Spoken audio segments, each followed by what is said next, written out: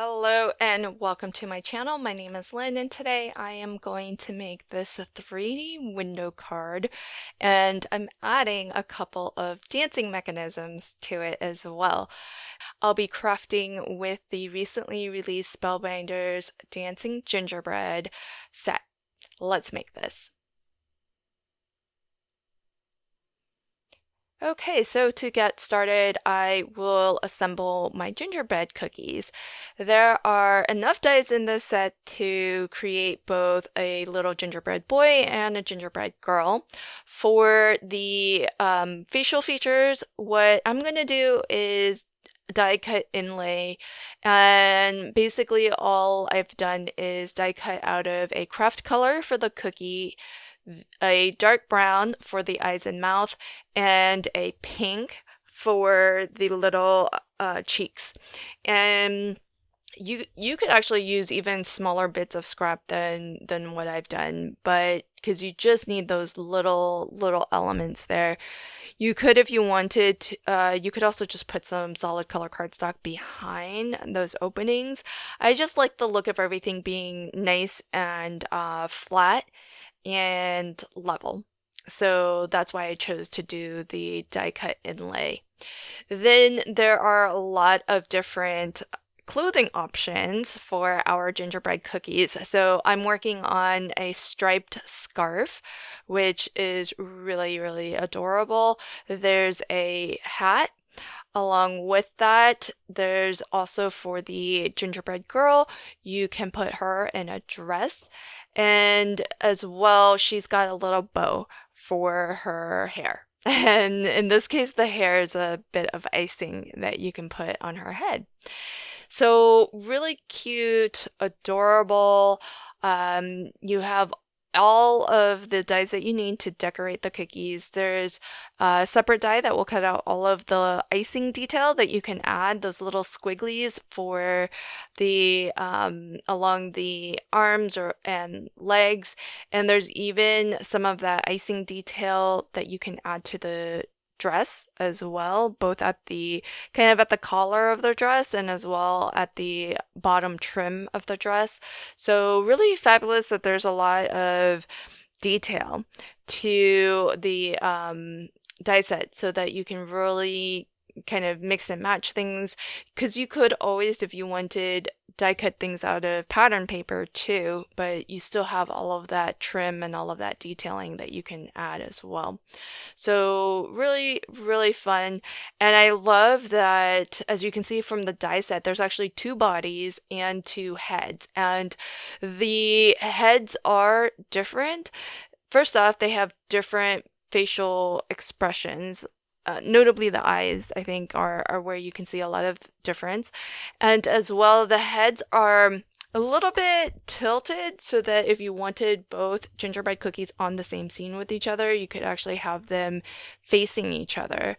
So I really love that. And so, that way, if you're creating a scene, for example, it looks like they're interacting with each other as opposed to looking at the viewer of the card. So I think on a scene together, that's really cute.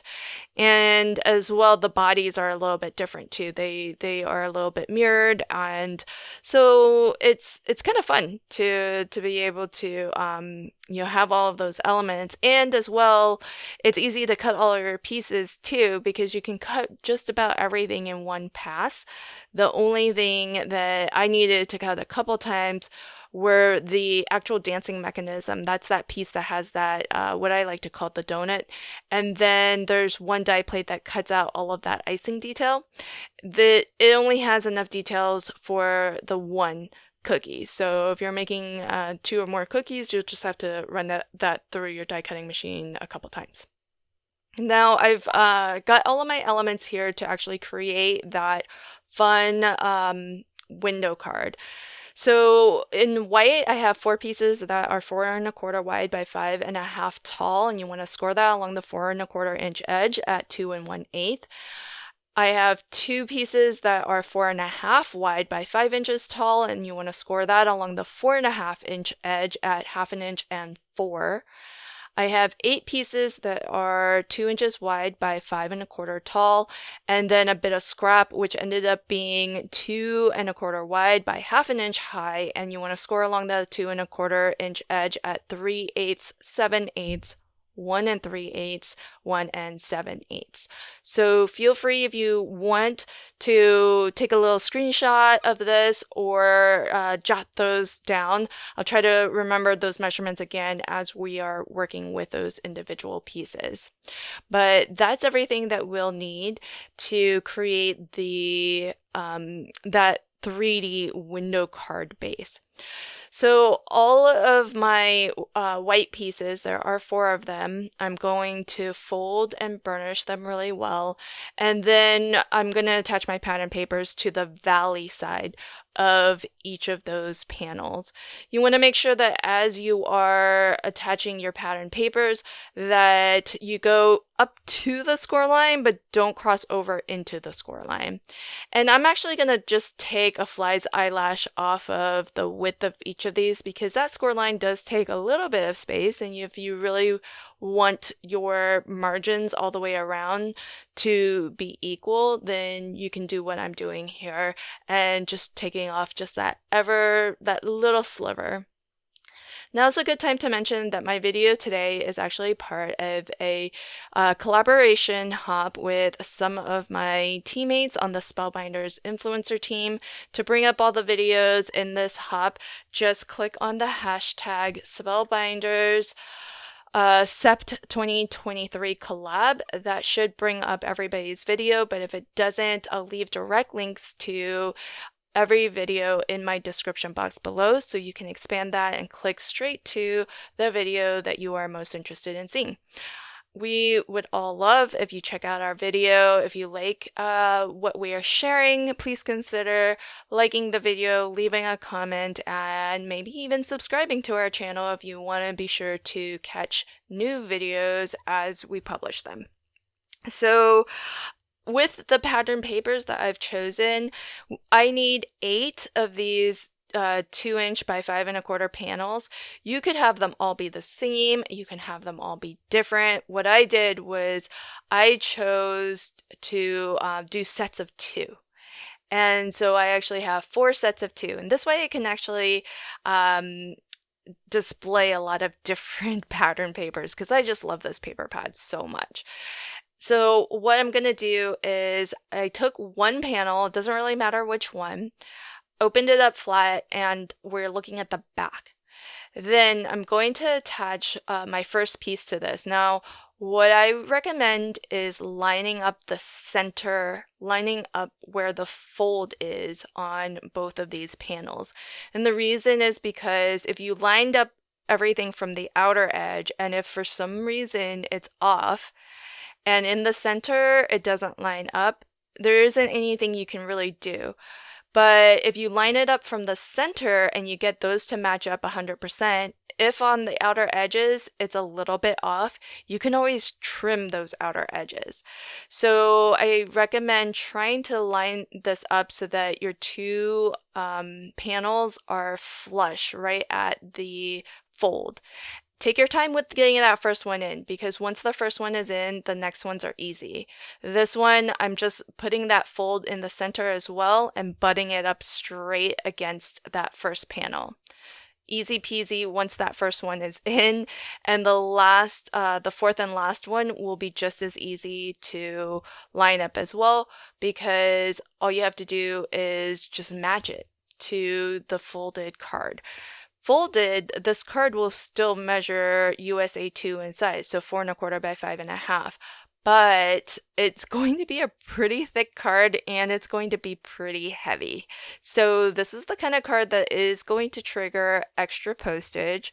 So one of the things that's nice about this for a holiday card, which is what I'm making today, is that it stands beautifully, it displays nicely, and I think it puts it in the running for that precious mantle space, which is always my goal for my holiday cards. But it does cost extra to ship. So during the holidays, if you're like me and you're sending out a lot of cards, a lot of presents, maybe a card like this isn't one that you would want to mass produce, even though it's easy to make, only because it's really going to increase your shipping costs. So just bear that in mind. Maybe it's the kind of card that you hand deliver. Okay, so with the base done, this is that piece that measures 4.5 wide by 5 inches tall, and along that 4.5 inch edge, I'm going to score it at 1/2 inch and 4. You could also just score it at 1/2 inch, rotate it 180 degrees, and score it at another 1/2 inch.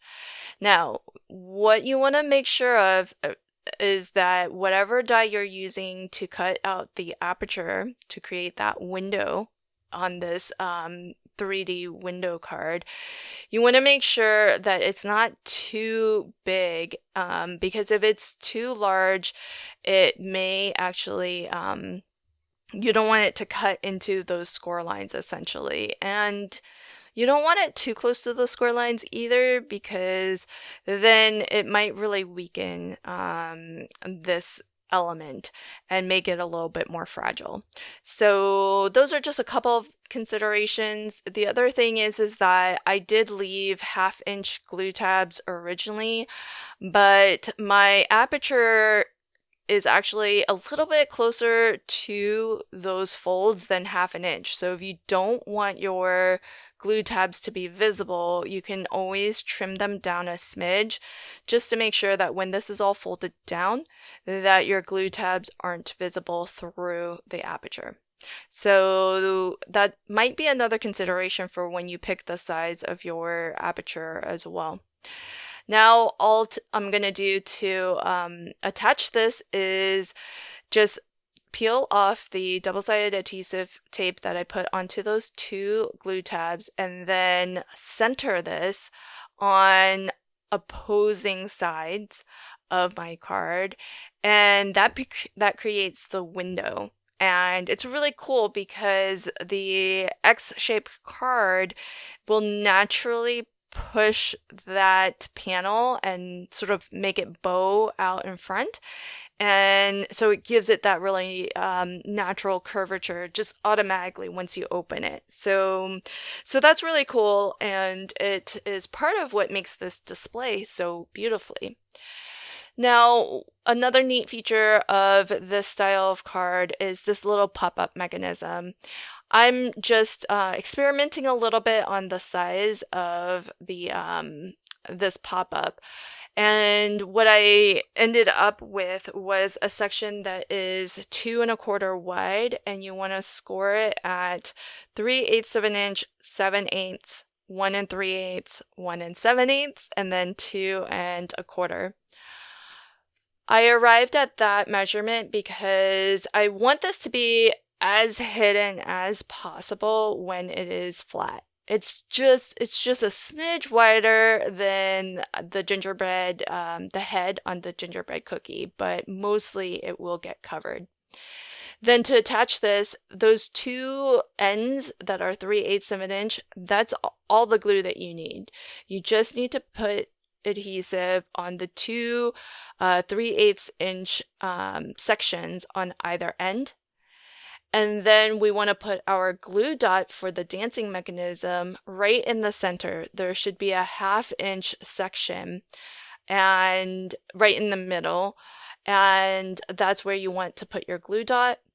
Then our interactive mechanism, that donut piece, that gets attached to the body. And then you can hang that donut piece on the foam dot. So the donut and the body of the gingerbread cookie never actually gets glued to anything. It's just hanging on that foam dot.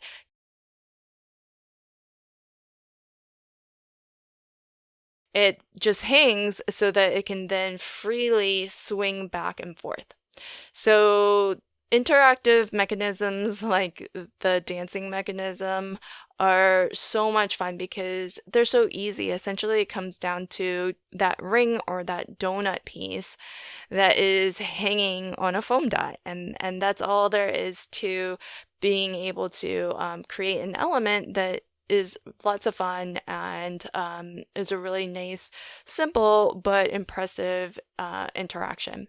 So I love this card because on the one side, you have the little girl. On the other side, you have the little boy. So it's one of those that really encourages you to rotate it, to pick it up. And then once you start picking it up, you'll start to notice things moving about. And then hopefully that encourages the card recipient to just start playing with the card and just having fun with that interactive mechanism. I really hope that you enjoyed this video today. Be sure to click on that hashtag to find all of the other videos on this collaboration hub. Thanks so much for stopping by. Until next time, happy crafting and have a fabulous day. Bye.